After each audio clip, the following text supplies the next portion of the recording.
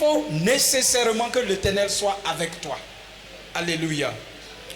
Le troisième texte parle d'Ézéchias, qui est aussi une personnalité emblématique de la Bible. Lui aussi, l'Éternel était avec lui. Et c'est ce qui lui a permis de triompher dans des situations difficiles. Et même quand il devait mourir, il a pu être exaucé parce que l'Éternel était avec lui. Alléluia. Alors, ce soir, je vais vous faire comprendre que tous ceux qui font des affaires ont un appui quelque part. Pour ceux qui ne sont pas du même bord, je veux dire, qui ne sont pas avec l'Éternel, quand vous allez fouiller, soit ils sont dans des clans, ils sont dans des clubs, ils sont dans des organisations, et ils vont faire paraître le côté bienfaisance, mais dans le fond, c'est des loges, c'est des pratiques. Il faut rentrer dans ces sphères pour pouvoir prospérer, pour pouvoir réussir.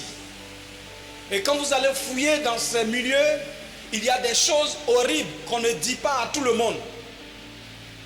Et toi, enfant de Dieu, qui n'est pas totalement acquis pour que le Seigneur puisse te contrôler, tu veux te mettre au milieu d'eux. Mais qu'est-ce qui fait ta force? C'est pourquoi faire les affaires, à défaut de t'attacher au marabout, il faut que tu aies le Seigneur avec toi. Parce que le monde des affaires, c'est un monde où on ne se fait pas cadeau. Les gens se ravagent, ils se bouffent, ils se font des coups. Mais si l'Éternel n'est pas avec toi, vous n'allez pas pouvoir vous en sortir aisément. Il faut que le Seigneur soit de votre côté pour que vous réussissiez, pour que vos affaires prospèrent.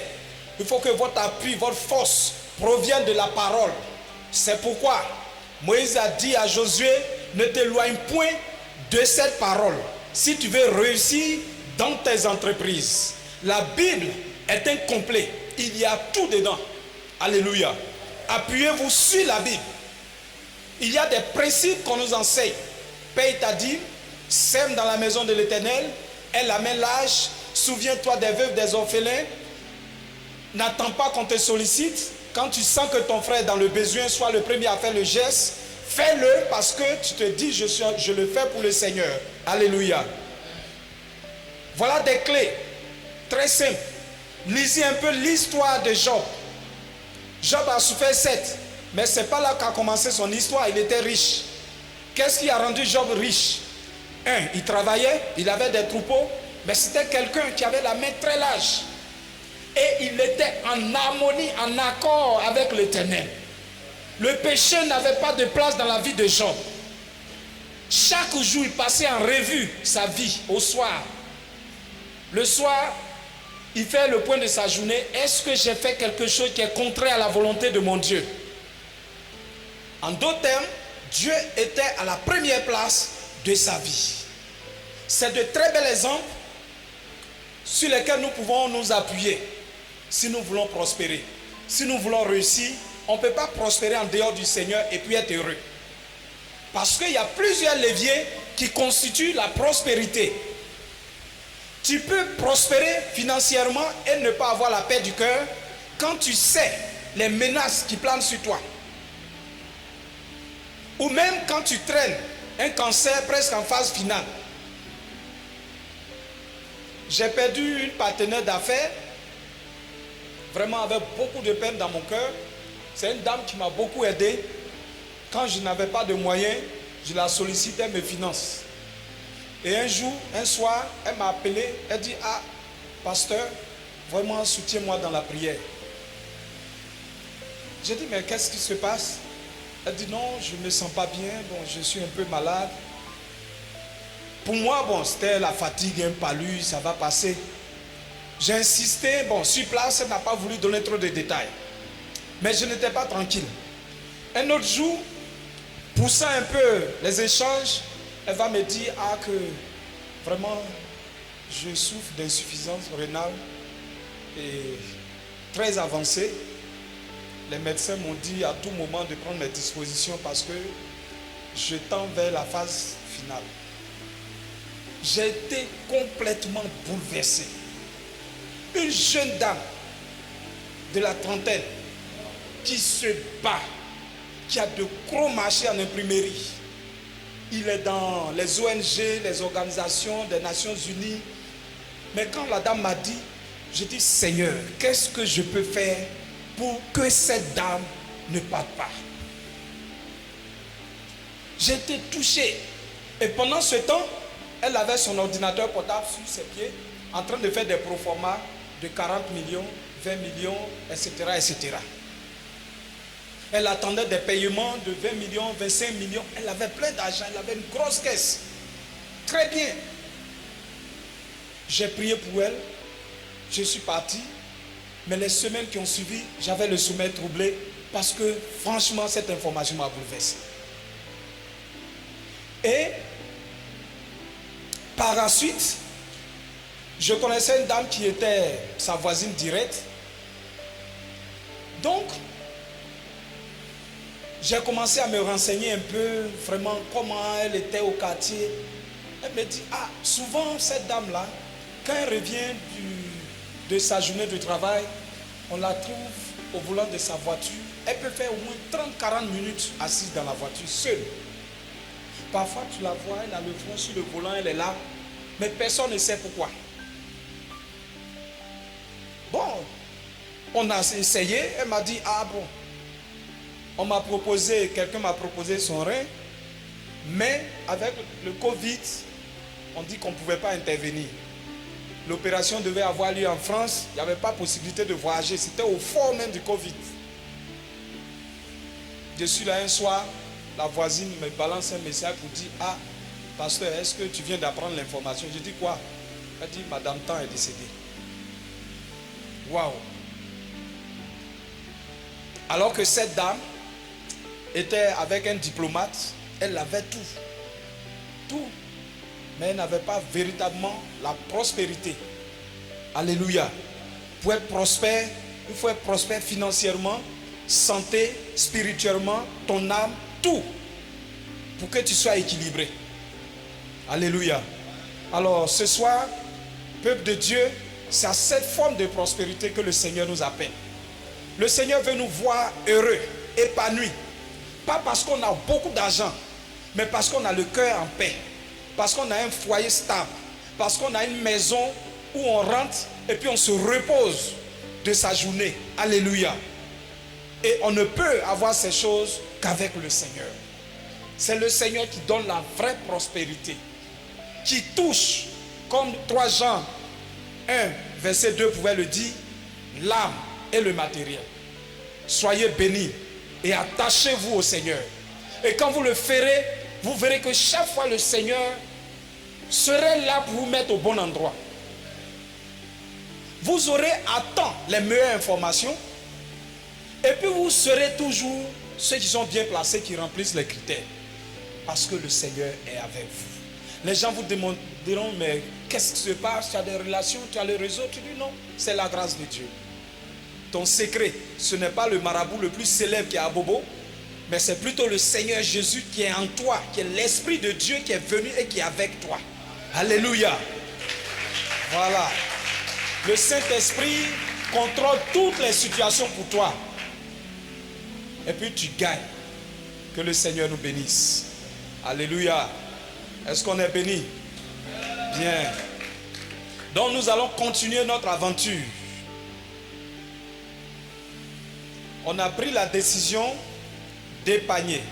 Tout à l'heure, l'apôtre a demandé qui a déjà pris un engagement. Je pensais que j'allais voir toutes les mains en l'air. Mais ce soir, je vous en prie, prenons un engagement. Ce soir, je n'ai pas dit à la fin du séminaire, je dis ce soir. L'engagement ne veut pas dire que cotiser, vous allez m'envoyer, je vais ouvrir un compte et puis je vais commencer à garder. Non, ce n'est pas ça, c'est pour vous-même. Votre engagement, c'est quoi? Au vu de l'enseignement et de ce qui est en train d'être dit, je prends la résolution d'épargner mes 10%. Demain, je n'ai pas d'Orange compte banque, je vais ouvrir. Ce n'est pas difficile. Vous rentrez dans l'application Orange Bank, vous téléchargez sur, comment on appelle, les trucs où on télécharge les applications là. voilà, Play Store ou bien je ne sais pas quoi, Orange Bank. Et puis vous allez ouvrir le compte. Ça fonctionne exactement comme banque. Avant c'était un truc très simple, mais maintenant c'est une banque complète. Il y a près de 15 pages de documents que vous allez remplir pour votre contrat. Et quand vous allez finir, ils vont vous envoyer copie. Et désormais, vous épargnez là-bas. C'est-à-dire quoi? Ce matin, j'ai un 5 000 ou bien j'ai un 2 000 là qui m'est tombé sous la main.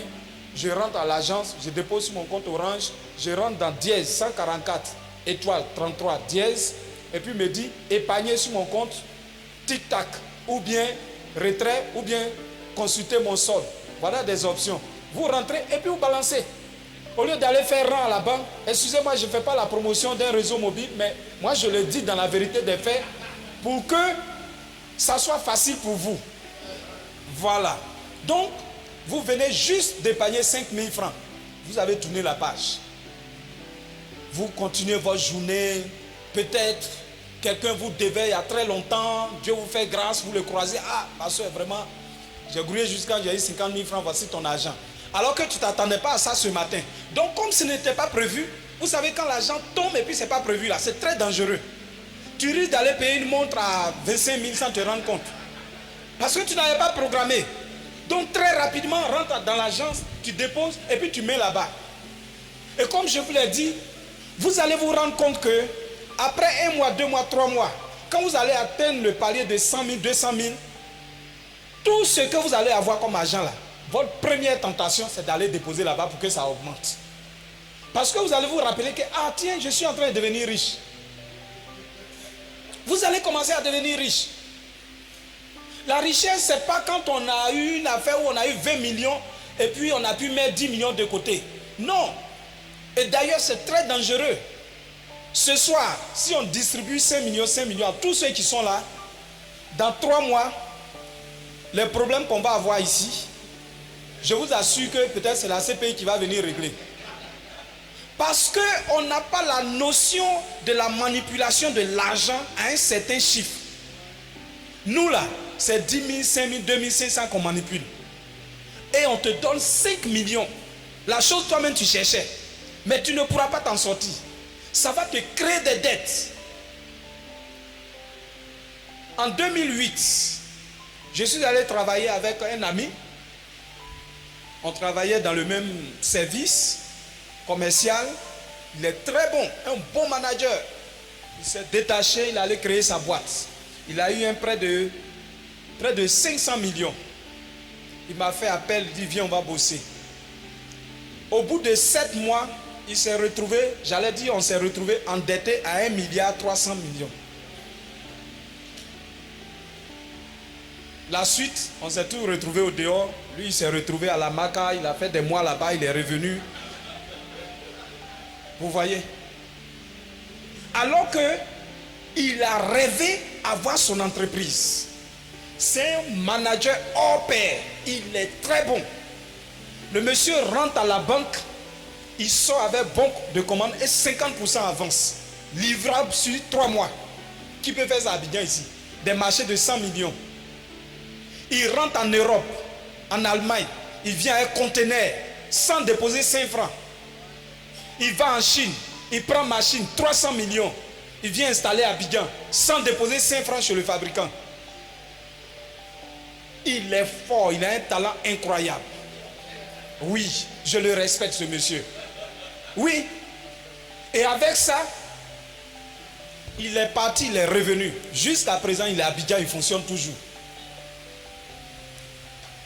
Alléluia.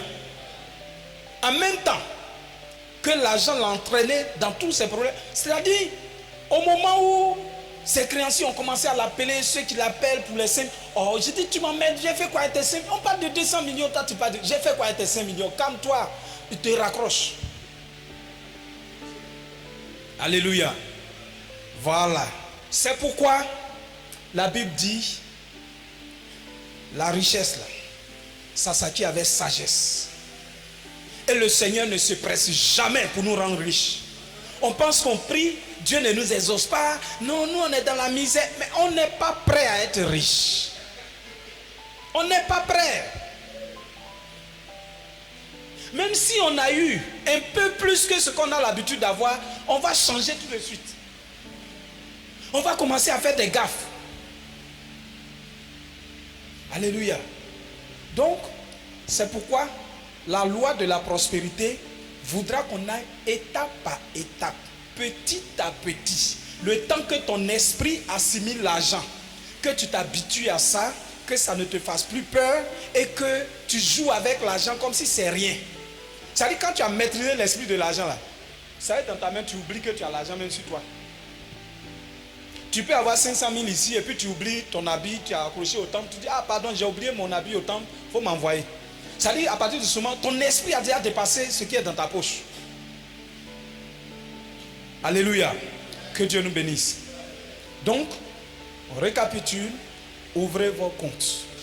Je serai très heureux de partir de cette sira lorsqu'à la fin du séminaire, on me dira ah pasteur, vraiment moi j'ai réussi à faire quelque chose. Dès cette semaine même, j'ai réussi à épargner 3 000 ou bien même 5 000. Je dirais le pari a marché. Alléluia.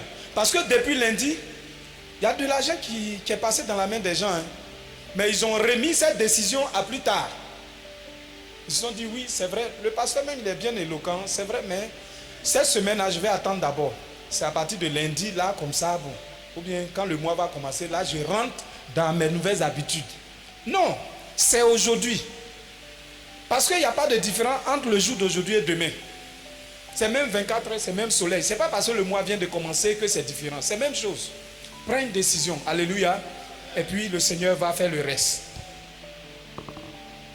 Alors, si nous devons constituer de l'argent, je vous dirais que la première source de revenus qui va constituer votre patrimoine, c'est votre épargne. Ne comptez pas sur quelqu'un. Ceux qui ont compté sur des gens peuvent vous en dire davantage. Ne comptez pas sur quelqu'un. Ça peut arriver.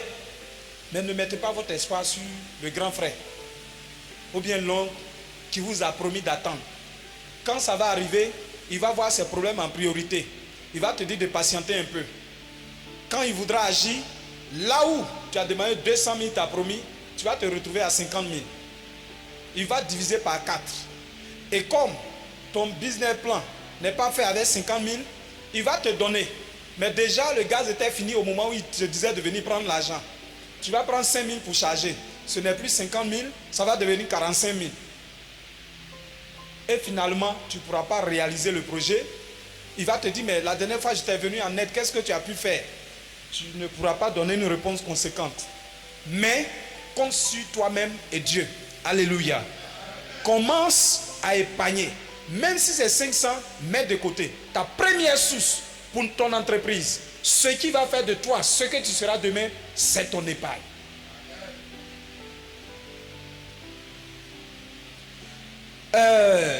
Benjamin Franklin, c'est un grand savant, c'est des motivateurs. Il a dit ceci: celui qui gagne tout ce qu'il peut gagner justement et qui épargne tout ce qu'il gagne, excepté les dépenses nécessaires, ne manquera pas de devenir riche. C'est-à-dire, ce que tu gagnes, tu épargnes tout, sauf ce qu'il te faut pour vivre.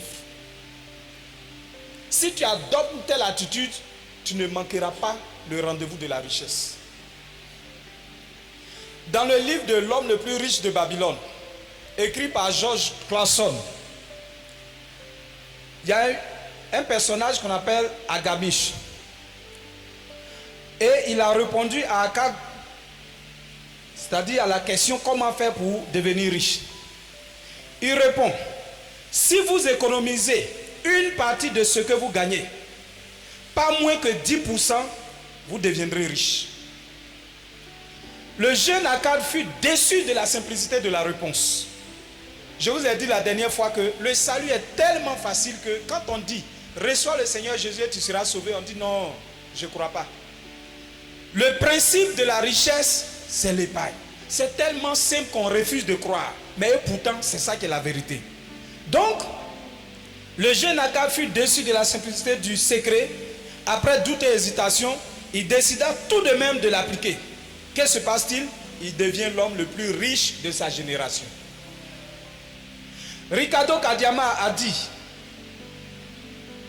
économiser pour construire son capital, il a dit, j'ai trouvé le chemin de la richesse quand j'ai décidé qu'une partie de tout ce que je gagnais devrait m'appartenir.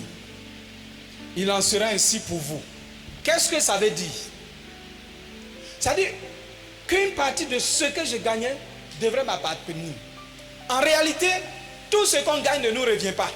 Parce qu'on prend juste pour aller donner aux gens, aux boutiquiers, aux transporteurs, à Facebook, à ceci, cela, et finalement on est assis là et ils s'enrichissent. Alléluia. Alors, si je décide qu'une partie de ce que je gagne me revienne, parce que c'est l'épargne qui me revient, alors j'aurai emboîté le chemin de la richesse. Donc, économiser pour construire son capital veut dire simplement garder une partie de ses revenus, peu importe la somme, et ce, dans le but de se doter d'un patrimoine. Peu importe la somme, dans le but de se doter d'un patrimoine. Parce que Dieu veut bâtir en toi un caractère nouveau. Alléluia. Et donc, économiser, bien aimé, ce n'est pas chose facile. C'est difficile. On en a déjà parlé pendant les 2 premiers jours. Ce n'est pas facile. Votre premier obstacle, c'est vous-même. Votre premier blocage, c'est vous-même. C'est vous qui allez vous combattre vous-même. Parce que vous devez rompre avec quelque chose que vous avez hérité des parents. Les parents nous donnaient l'argent pour qu'on achète ce qu'on voulait, soit à l'école ou bien par-ci, par-là. C'est comme ça la société a été. Et toi, tu viens me dire, l'argent que je vais gagner, il ne faut plus que je vais dépenser. Mais je fais comment quand je suis en face du besoin? Tu te raisonnes toi-même et tu changes d'avis. Et tu remets ta décision. Mais je vais vous dire, tout changement est douloureux. Et il y a un prix à payer. Il faut payer le prix de ce que tu veux obtenir. Les 3 premiers mois, les 6 premiers mois seront les mois de sévrage. Ce sera difficile. Vous serez jugé. Vous serez rejeté. Les gens diront tout de vous. Votre habillement, votre nourriture à la maison, vos enfants à l'école. Tout sera objet de calomnie, de critique. Mais vous seul, vous savez ce que vous voulez. En réalité, vous ne perdez rien. Mais c'est en ce moment que votre richesse commence à s'établir. Alléluia. Et donc, puisqu'il est question de réunir les fonds par rapport à mon projet, qu'est-ce que je fais? Mon épargne s'accroît chaque jour. Si je suis salarié et que je perçois 240 000 et que je décide de mettre 10 000 de côté, ça fait combien? Pour ceux qui sont forts en mathématiques, 10% de côté, 240 000, ça fait 24 000. C'est beaucoup ou bien c'est pas beaucoup? C'est pas beaucoup. Ok. Mais ça même, malgré que c'est pas beaucoup, pour détacher ça et mettre de côté, ça va faire que les calculs ne tombent pas. Voilà. Donc, en raisonnant sur cette base, ça nous revient très difficile d'épargner 10% de nos salaires. Demandez aux fonctionnaires les plus mieux payés. En réalité, ils vivent des opportunités qu'ils ont de leur service. Ce n'est pas leur salaire qui font tout ce qu'on voit d'eux et puis on en vit. Ils ne s'en sortent même pas. Mais c'est les avantages autour. Tel est venu manifester une reconnaissance. Il y a eu telle affaire. On a souscrit à un projet commun. La banque nous a accompagnés. C'est ce qui leur permet de s'acheter une maison ou bien une nouvelle voiture. Sinon, on dit qu'il a épargné 10% et voilà, cet argent, il a pris pour aller faire tant. Ce n'est pas évident. Et pourquoi?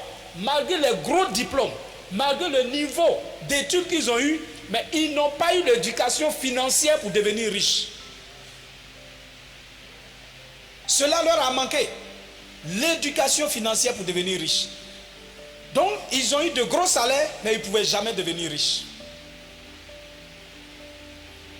Leur revenu, certes, est supérieur peut-être aux dépenses, mais ce calcul ne pouvait pas les conduire à la richesse. Ils vont travailler, ils vont se lancer dans un projet de construction. Les plus forts auront une maison ou deux à Abidjan, ensuite une au village, etc. Mais ça, c'est un parcours standard. Tu n'as rien fait. Tous les autres fonctionnaires ont fait comme toi. Donc, tu n'as rien fait. Tu n'as rien fait. Alléluia. Donc, tes 10%, ça fait 24 000. Un an après, vous aurez combien? 288 000. Voilà, si on prend par exemple 300 000 pour faciliter les calculs, ça fait 30 000 multiplié par 12, ça fait 300, combien là? 30 000 fois 10, ça fait 300 000 plus 90 000. Voilà, 390 000 que vous aurez épargné au bout d'un an. Souvent, on pense que le chemin est long, mais ce n'est même pas long. C'est pourquoi vous devez vous fixer des objectifs en termes d'années. Les années passent très vite. La richesse, ce n'est pas une course à la vitesse. C'est une course de fond. On n'est jamais pressé. Va doucement. Réussis ton pari, c'est le plus important. 30 000, 12 mois, 390 000, paf, tu as déjà quelque chose. Tu te dis, dans 3 ans, je dois faire tant. 390 fois 3, tu es déjà à presque 1 400 000 et quelques là-bas. Que tu n'as pas emprunté auprès d'une banque. Mais au contraire, la banque voit que tu es régulier alors que tu n'as pas pris prêt. Ils ont l'œil sur toi. On dit, voilà un citoyen qui est organisé. Alléluia. Tu es en train de bâtir ta fortune. Après tes 3 ans, au lieu de laisser dormir l'argent, fais que l'argent puisse produire encore des intérêts. À ce stade des choses, tu peux, soit au niveau de la banque, faire des placements là-bas. Il y a les DAT par exemple, des dépôts à terme. Je dépose 500 000, pendant les 3 ans je ne touche pas, les intérêts sont tant, à la fin je gagne tant. Ça c'est déjà quelque chose. Mais ça même on dira non, les intérêts sont minimes. Mais celui qui ne gagne rien, c'est lui qui perd. Sinon, toutefois que tu gagnes quelque chose, ta richesse s'accroît. Alléluia. Donc, cet argent est là. Tu continues toujours d'épargner, d'épargner, d'épargner. À un moment donné, peut-être tu te dis 5 ans. 5 ans après, tu es maintenant à 2 500 000, 3 millions, voire 4 millions même. Et je vous encourage à vous projeter sur 5 ans à la rigueur. 5 ans de pénitence, de bizarrerie, de tout. 5 ans. Avec vos maigres moyens, 5 ans. Vous savez pourquoi 5 ans, 4 ans, 5 ans? La nature même fonctionne comme ça. Demandez au planteur qui va au champ. Quand il va faire son champ de cacao là, même les arbres, tout ce que vous voyez dans la nature, c'est 4 ans, 5 ans que ça rentre en production. Le planteur va couper la forêt, il va transformer en champ de cacao. C'est à partir de 4 ans, 5 ans qu'il va commencer à jouir des fruits. Quand tu plantes un cocotier, c'est à partir de 4 ans, 5 ans que les fleurs vont sortir et puis les premières noix vont sortir. Donc, c'est un principe divin. Ta souffrance est 4 à 5 ans. À partir de 5 ans, tes économies vont commencer à changer ton statut. Cet argent, vous allez chercher maintenant à investir dans des actifs. Les actifs. Ceux qui ont fait la comptabilité connaissent un peu actifs et passifs. Je vais m'expliquer un peu. Les actifs, c'est là où on met l'argent et puis tôt ou tard, ça peut te rapporter quelque chose. Les passifs, c'est des dépenses qui sont faites à fond perdu. Je souhaite que vous me donniez des exemples d'actifs, par exemple. Si vous me suivez, qui peut me citer un actif? C'est-à-dire, j'ai mis mon argent dedans, mais 2 ans, 3 ans après, ça a pris de la valeur. Exemple. Oui? Je n'entends pas bien. Action. Ça, c'est économique. Action, là, moi-même, je ne maîtrise pas. Je vais terre à terre ici, là, on est dans terre à terre même. Oui? Là, la plantation. Ok. Oui, maman? Commerce. Waouh. Ok. Les réponses sont justes, mais il faut quand même qu'on décortique. Robert Kiyosaki, il a écrit un livre qu'on appelle Père riche, Père pauvre. Deux éducations différentes. Amen. Un père dira à son enfant, va à l'école, aie des diplômes, aie un bon salaire, paye tout ce que tu as envie et tu mèneras une vie d'aisance. L'autre père dira à son fils, tout ce que tu reçois, sois animé par l'esprit d'épargne. Toutefois que tu dois dépenser, dépense là où ça te sera productif tôt ou tard.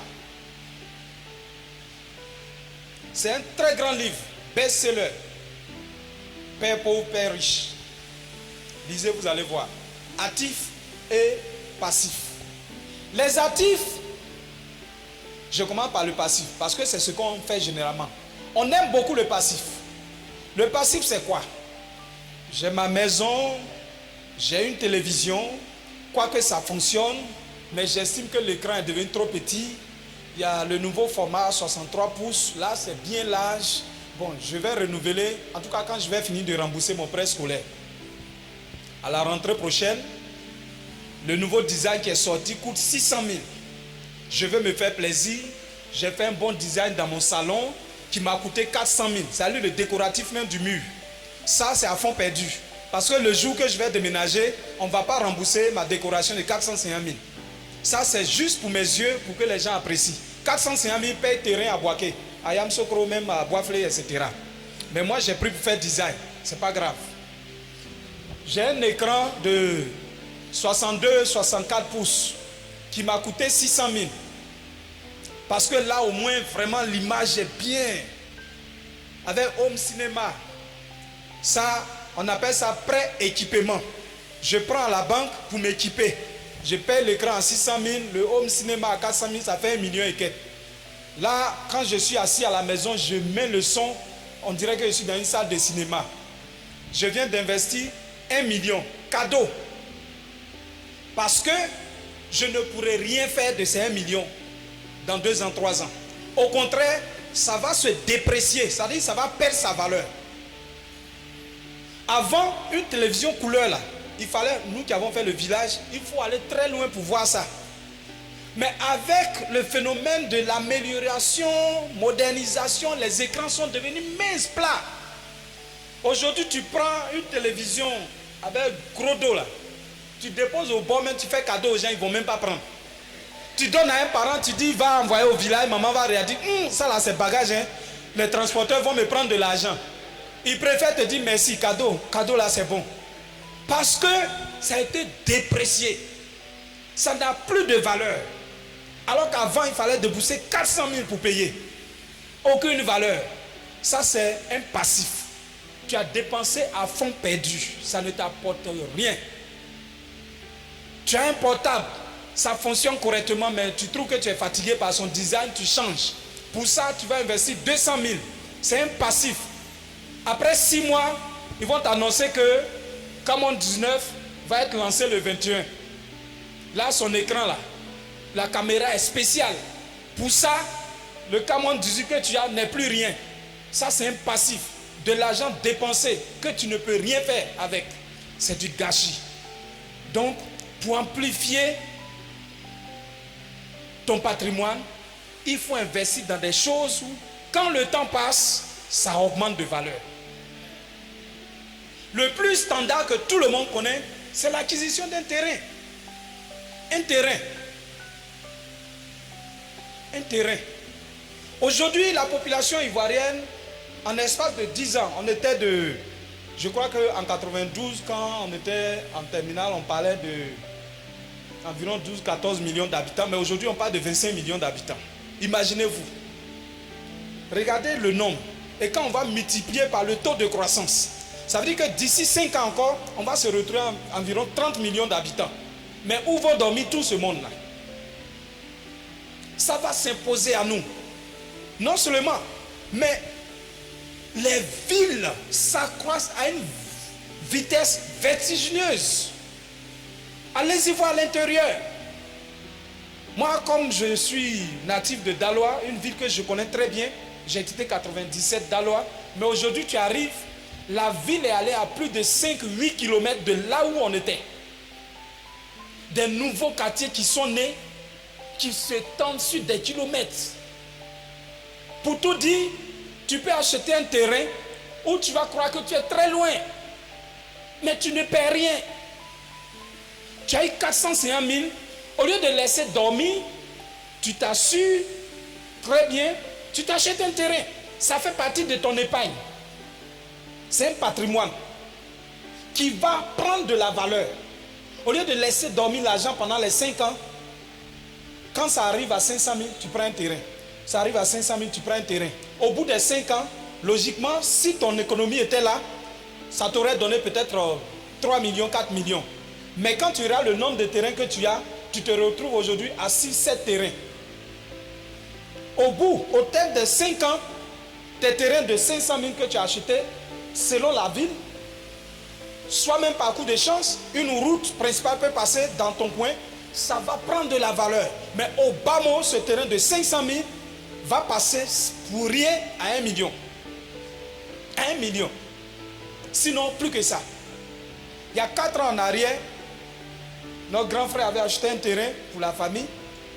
Au bout de 3 ans, le terrain, on a payé à 450 000, 600 mètres carrés à Daloa, ancien corridor à l'entrée. Mais ces terrains, jusqu'à l'année passée, on les vendait à 3 500 000. Pour 450 000, en moins de 5 ans. 3 500 000. Voire 4 millions. Alléluia. Donc, voilà des actifs qui vont vous profiter. L'argent appelle l'argent. C'est pourquoi la Bible a dit, celui qui n'a rien, il n'aura rien de plus. Mais quand tu as un peu, c'est là que ta richesse va commencer. Selon l'attitude et le comportement. Donc, investissez dans les actifs et non pas dans les passifs. L'actif, c'est tout ce qui prend de la valeur au fur et à mesure que le temps passe. Quelque chose que vous pouvez revendre. En Europe, où le système des lingots d'or est bien développé, c'est ce que les gens font. Il faut payer de l'or. En Afrique, on dit l'or, on a peur. Leur affaire d'or là, faut pas, ils vont venir me faire truc. Non, c'est comme de la monnaie aussi, mais d'une valeur sûre. Quelle que soit la crise que le monde va connaître, l'or garde sa valeur.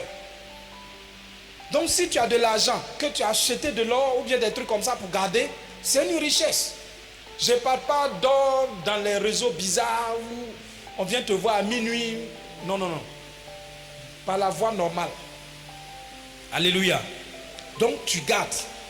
Ça ne se déprécie pas. Ça y est là. Autant d'années, ça va passer, mais ça prend de la valeur. Alléluia. Donc, voilà des choses qui vont contribuer à augmenter vos actifs. Il va les bonifier. J'ai parlé de dépôt à terme à la banque. Là-bas, les intérêts sont vraiment minimes, c'est pas trop ça. Mais pour l'heure, l'investissement le plus sûr, c'est dans le domaine du terrain. Quand vous allez faire des études, des gens qui ont été prospères, même quand vous prenez Trump, c'est l'immobilier qui l'a rendu riche. Mais en Afrique, l'immobilier n'est pas au stop comme en Europe.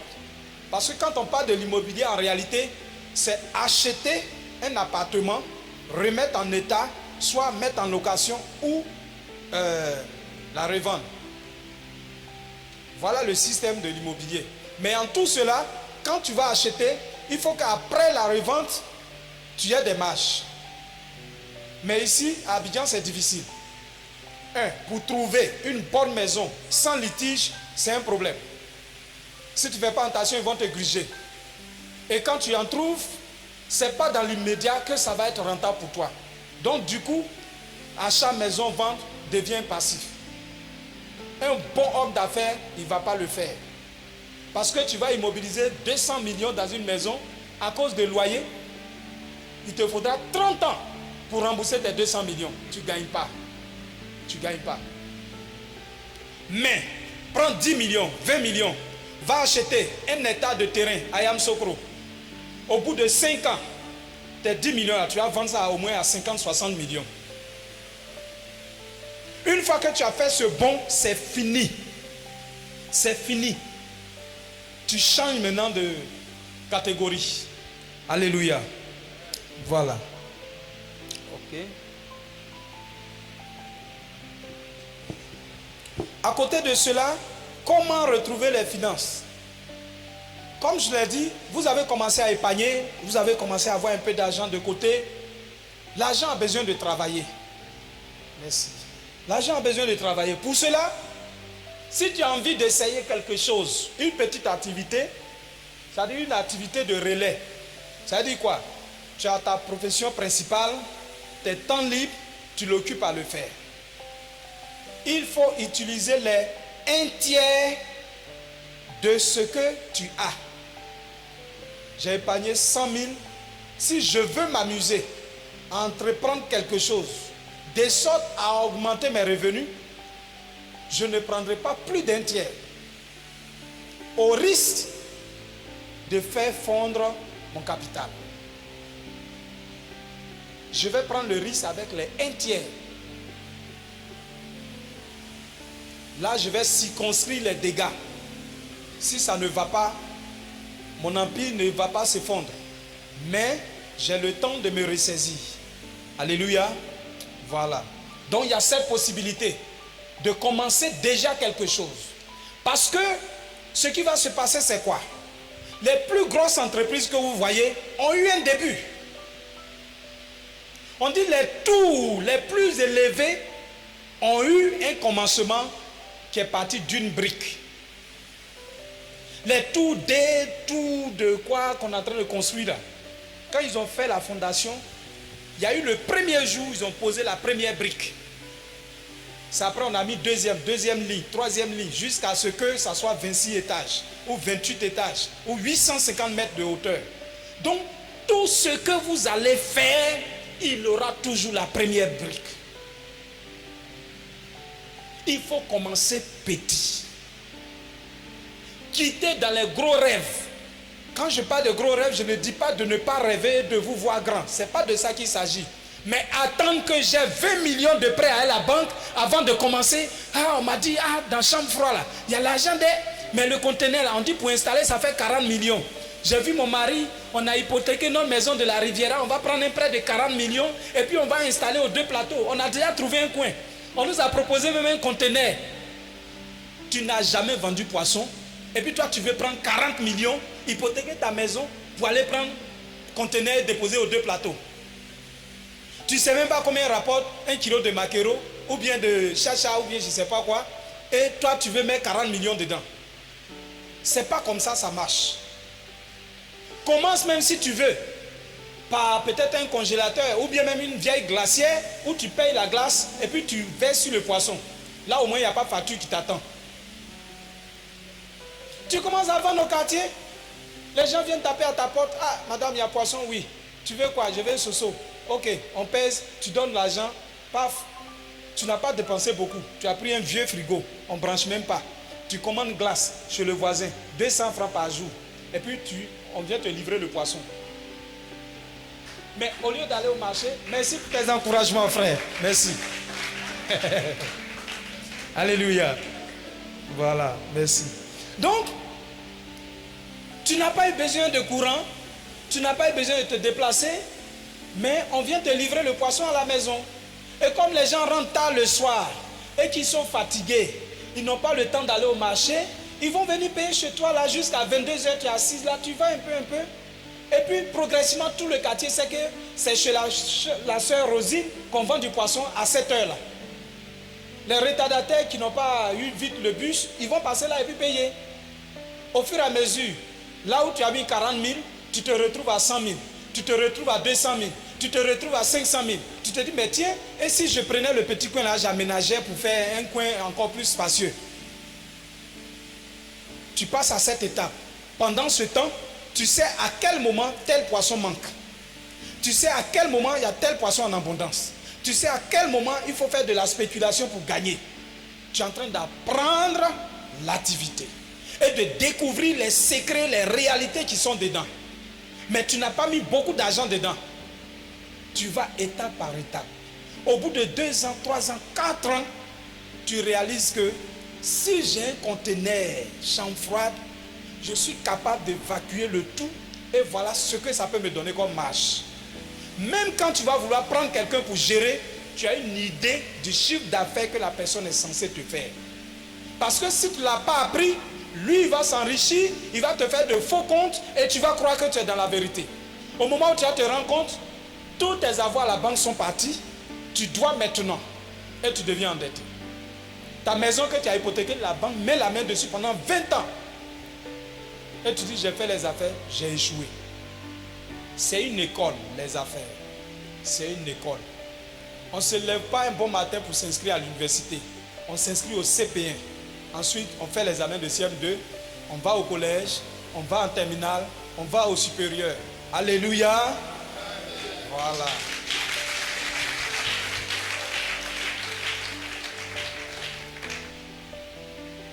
Donc, c'est de cette manière que progressivement, vous allez asseoir votre activité. En vous imprégnant des réalités du secteur d'activité. Et même quand vous serez en train de le faire, vous allez découvrir des meilleurs réseaux. C'est des gens qui viendront vers vous maintenant. Vous voyez les supermarchés que vous voyez là. Ce n'est pas forcément que les gens sont allés déposer 50 millions un an. Il y a des gens qui font venir de la marchandise de l'extérieur. Ils ont besoin de vendre. Dès lors que tu es installé et que tu es un peu sérieux, c'est eux qui viennent te proposer. Non, on veut vous déposer un carton et puis dans un mois ou bien chaque 2 semaines, vous nous faites le versement. Parfois même quand tu dis non, je ne vais pas prendre beaucoup ici, là, je n'ai pas assez d'aide. Ils disent non, prenez, ce n'est pas un problème. Les Mauritaniens que vous voyez, c'est comme ça fonctionne. C'est les gens qui viennent les forcer. Non, il faut prendre. Prends, ça va marcher. Alléluia. Et c'est comme ça le système. Donc en tout, les opportunités vont s'ouvrir à vous. Mais tant que vous n'avez pas commencé petit, aucune opportunité ne viendra vers vous. Je vais vous donner deux exemples. À Daloa, il y avait un Burkinabé qui, après sa journée de travail, vendait sur un tablier. Il vient s'asseoir au bord là, avec sa caisse, l'ouvre. Ses frères sont à côté de lui. Il vend un peu les bonbons, les cigarettes au bord de la grande voie après la brigade routière. Un peu, le besoin s'accroissait. Mais à 23h, il plie sa table, il attache sur son vélo, il rentre à la maison. À un moment donné, c'était devenu un peu plus consistant. Il a vu le propriétaire de la cour arrière et il a commencé à garder sa marchandise là-bas. Après, ça a commencé à prendre de la place. Et le monsieur qui a la cour arrière a aménagé des magasins. Le monsieur a profité pour prendre un. Il ne rentrait plus. La petite table est devenue presque boutique. Après un moment, puisque c'est la voie de la sortie de Daloa pour aller vers la route d'Abidjan, les parents qui quittent dans les campements, tout le monde passait là.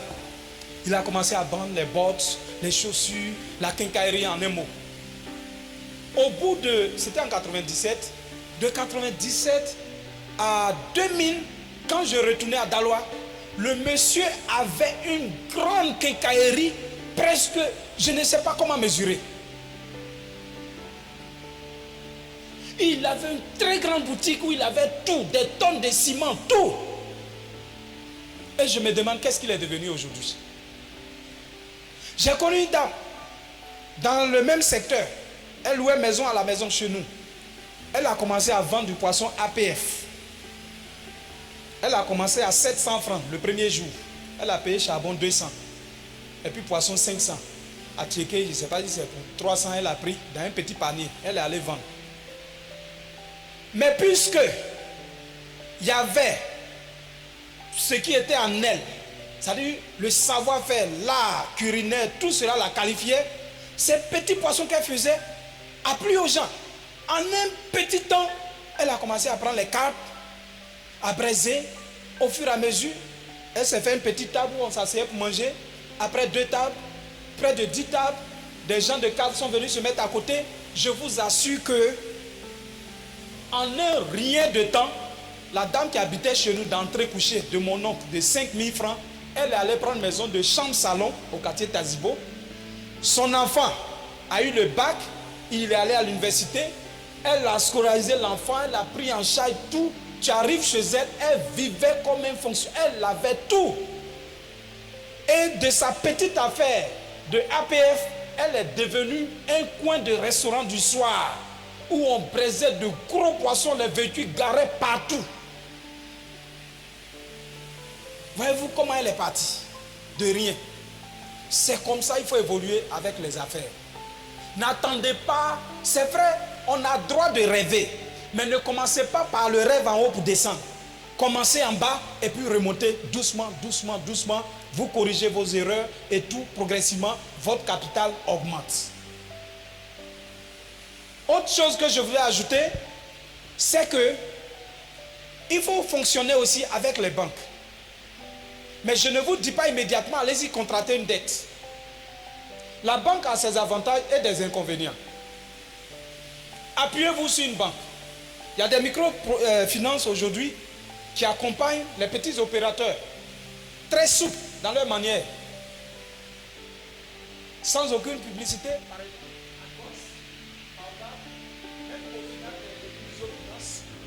Aujourd'hui, sont là. C'est des structures très sérieuses, financées par l'Union européenne. Ils ont des milliards pour aider les petits entrepreneurs. Moi, je suis passé par là. Vous allez là-bas, j'ai mes comptes là-bas. Donc, essayez de vous frotter aux réalités bancaires. Il y a des gens, ils ont peur de banque. Quand on parle de l'affaire là, moi, je ne vais pas avoir problème. La banque rime avec les affaires. Si tu ne veux pas fonctionner avec la banque, à des moments donnés, tu seras coincé. Donc, épargne à la banque. Mets ton argent là-bas. Il ne faut pas épargner à la maison.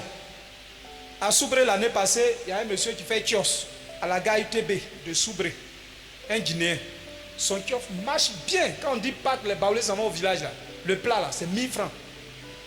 Il prépare jusqu'au matin. Tant que tous les planteurs ne sont pas encore allés au village, il est là. Dans tout ça là, il gardait l'argent à la maison. Près de 5 millions. Les petits là, ils l'ont suspecté, ils l'ont suivi jusqu'à ils sont allés casser sa porte pendant qu'il est à la gare ici. Ils ont pris tous ces 5 millions, ils sont partis. Vous voyez? C'est des risques. Aujourd'hui là, il y a tellement de moyens de sécuriser son argent. Ne gardez pas à la maison. Parfois même, il y a des microfinances sérieuses qui passent pour prélever l'argent sur vos lieux d'activité pour éviter les risques. Je ne parle pas de ceux qui signent les cartes et puis eux-mêmes ils habitent le même quartier que vous. Parce que si vous le faites, quand ce sera beaucoup, un jour, vous n'allez plus les voir, ils vont partir. Les femmes aiment beaucoup ça, je vous en prie, les mamans, ne faites pas ça au marché.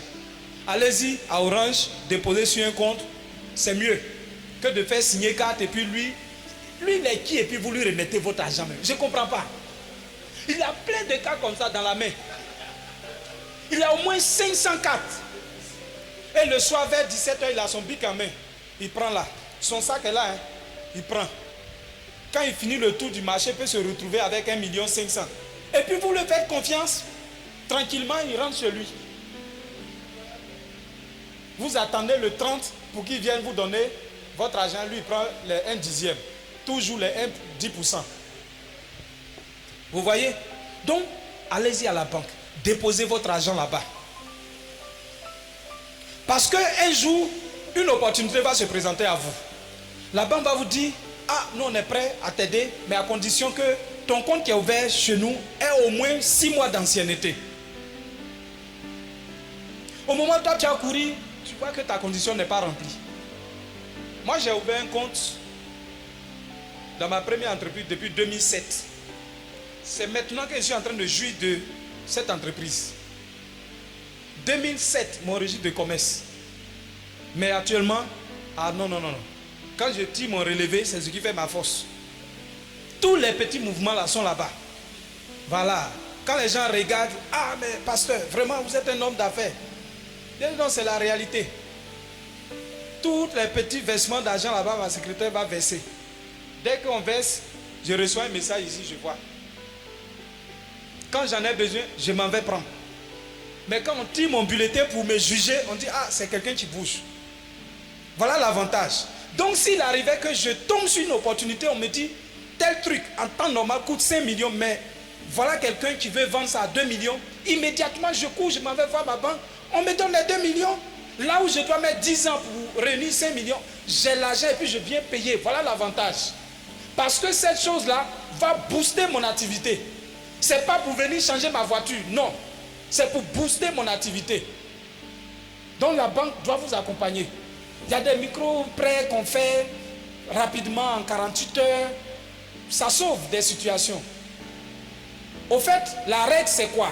Quand tu as pris l'argent pour quelque chose, fais ce pourquoi tu as pris. Voilà le problème qu'on a avec les banques. On s'en va prendre un prêt parce qu'on ne dort plus, on doit aux gens et puis maintenant on vient évacuer toutes ces dettes. 45 jours après, on rentre dans la phase de remboursement. Le capital qui devait travailler n'est plus là. Voilà le problème. Sinon, tu as pris ton argent. C'est pour prendre 10 tonnes au lieu de 3 tonnes que tu prenais avant. Tes clients sont là. Où est le problème? Alléluia. Donc une autre source, c'est les banques. Il faut t'attacher aux microfinances les plus sérieux de la place, qui sont bien.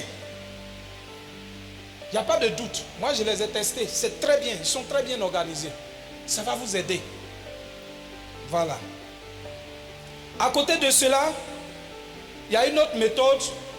C'est la mise en commun des biens. Nous voulons réaliser un projet d'envergure. Par exemple, pour toute l'église. Individuellement, par exemple, le projet coûte 5 millions.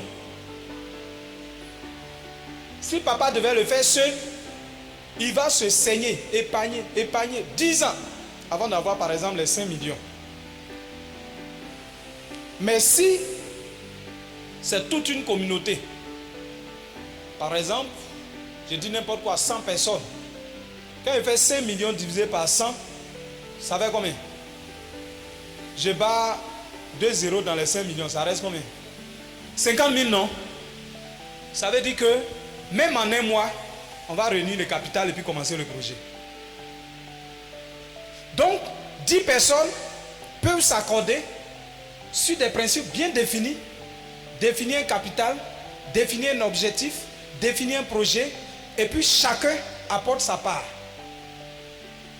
Vous pouvez constituer un capital et puis commencer une affaire toujours par le niveau le plus bas.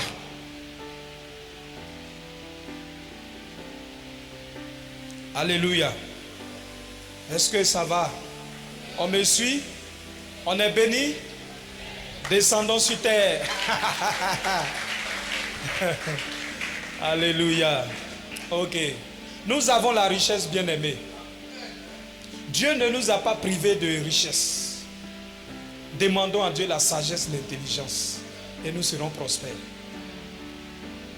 La clé, toujours avec Dieu. Dieu est de ton côté. Il ouvre ton intelligence. Il ouvre ton esprit. Tu vois 2 fois. Pour nous qui faisons les affaires là, quand je suis assis dans un car, je voyage là. Au moment où on réaffirme, moi j'ai bic et crayon, chose. Papier en main. En train d'écrire des projets qui me passent dans la tête. Le plus souvent quand on voyage. Il y a un auteur nigérian, il s'appelle Sandé Aladje, quelque chose comme ça. Il dit comment racheter vos années perdues. Ce livre est en librairie, ça coûte 8000 francs. Très bon. Il vous dira que on ne doit pas gaspiller le temps. Toute occasion qui t'est donnée, profite pour faire quelque chose. Même quand tu es en train de voyager, réfléchis à des choses pour que pendant le voyage, ça soit un temps utile pour toi, pour avoir rédigé ces choses-là. Donc quand je suis en voyage, je suis là et puis les choses commencent à descendre dans ma tête. Je sors mon calepin, j'écris. Au moment où je me rends compte, j'ai déjà rallié au moins 2 villes. Et ça est là dans mon document. Le jour que je suis appelé à faire des recherches dans ce sens, je fais sortir mon document, j'ai déjà une ouverture d'esprit. Parce que quand on voyage, on découvre beaucoup de choses. Malheureusement en Afrique, ce n'est pas notre culture. Sinon le voyage ouvre l'esprit. Ça te permet de découvrir des opportunités. Même en interne, c'est-à-dire à l'intérieur du pays ici, tu peux découvrir des choses qu'on fait dans d'autres villes. C'est pourquoi revenir à la question de donner-moi une idée d'affaires. Une idée d'affaires s'apprécie selon là où on se trouve et les réalités. Tu peux être dans un village où pour accéder au goudron, ça fait 10 km.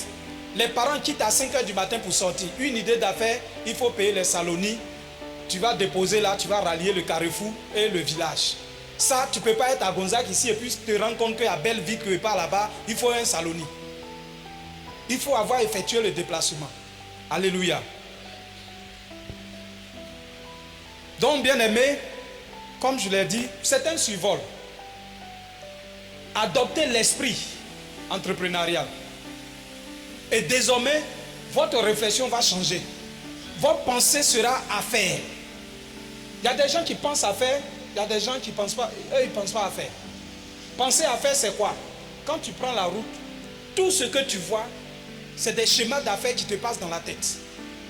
Comme ça. Ça, tu penses à faire. Tu as un réflexe d'affaires. Si vous rentrez dans cette posture, vous allez voir que vous allez devenir différent. Vous allez avoir une nouvelle vision. Vous allez voir la vie sous une autre forme. Quand vous allez sortir, pourquoi les gens bougent et puis ils se bousculent là? Ce n'est pas simplement aller d'un point A à un point B. Tous ces mouvements-là, derrière, il y a affaire dedans. C'est affaire seulement qui les fait bouger. Maintenant, toi, quand tu bouges, c'est quoi? C'est pour aller trier tout trou au grand Carrefour, parce que c'est le jour de marché. Ça, c'est affaire? Non. Alléluia. Alléluia. Que le Seigneur nous bénisse. Ok. Je crois que ce soir, nous sommes servis. On va laisser juste l'occasion. Peut-être si quelqu'un veut demander quelque chose. Mais retenons que notre première source qui va constituer notre richesse, nous, notre épargne. Quand je commence à épargner et que l'argent commence à devenir beaucoup, je mets dans des actifs et non pas dans des passifs. Sinon, je n'aurais pas épargné. Les actifs, c'est tout ce qui peut prendre de la valeur au fur et à mesure que le temps avance. Exemple, terrain. Si le terrain coûte trop cher à Abidjan, on ne met pas de 5 millions, je peux payer ça à l'intérieur. Il y a des villes, allez-y voir à Korogo. Si on vous dit aujourd'hui que Korogo, on ne peut même plus comparer à Yamoussoukro, vous ne croyez pas. Tellement que la ville est devenue moderne, jolie. Donc vous pouvez payer des terrains là-bas, à Boaké, à Yamoussoukro, et même à Zagué, partout. Voilà. Et après 2 ans, 3 ans, rendez-vous 4 ans, 5 ans. Vous avez 10 terrains, si vous voulez, revendez. Si vous avez mis 5 millions, vous allez vous retrouver à peu près 20 millions. Ne prenez pas pour aller bouffer. Achetez à nouveau, cette fois-ci, des hectares. Quand vous allez répéter ça à 3 reprises, votre statut va changer. C'est des maisons maintenant que vous allez commencer à bâtir. Alléluia. Donc, l'argent fait appel à l'argent. Si tu n'as rien, il te sera difficile de décoller. Ne compte pas sur quelqu'un. Ce que tu gagnes chaque jour, c'est ce que Dieu te donne. C'est avec ça qu'il veut faire ta personne. Que Dieu te bénisse.